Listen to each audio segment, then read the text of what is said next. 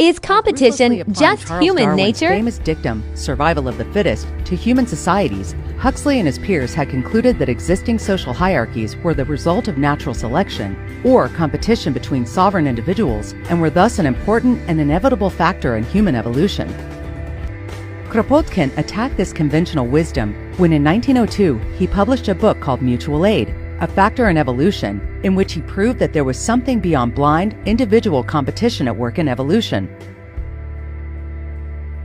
Kropotkin demonstrated that species that were able to work together, or who formed symbiotic arrangements with other species based on mutual benefit, were able to better adapt to their environment and were granted a competitive edge over those species who didn't or couldn't. In today's metropolitan societies, people are socialized to see themselves as independent, self-sufficient individuals, equipped with our own condos, bank accounts, smartphones, and Facebook profiles. However, this notion of human independence is a myth, promoted by corporations and states seeking to mold us into atomized and easily controlled consumers, concerned primarily with our own short-term well-being. From the Great Pyramids commissioned by the pharaohs of ancient Egypt to today's global spanning production and supply chains, the primary function of the ruling class has always been to organize human activity, and everywhere that they have done so, they have relied on coercion. Under capitalism, this activity is organized through either direct violence or the internalized threat of starvation created by a system based on private ownership of wealth and property. Capitalism can inspire people to do amazing things, as long as there is a profit to be made.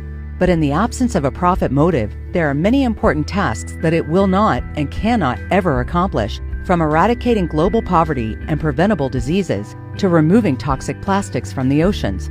These monumental tasks require a change in the ethos that would connect us to one another and to the world that sustains us, a shift away from capitalism towards mutual aid. It can be seen in neighbors coming together to organize a daycare collective, and in the aftermath of disasters such as Hurricanes Katrina and Sandy, when in the absence of state institutions, perfect strangers rush to one another's aid. It can be seen in the bravery of the white helmets of Aleppo, who risk their lives to pull children from the collapsed ruins of buildings hit by Assad's barrel bombs. Imagine a world in which human activity was not organized on the basis of ceaseless competition over artificially scarce resources, but the pursuit of the satisfaction of human needs, and you will understand a vision of the world that anarchists seek to create.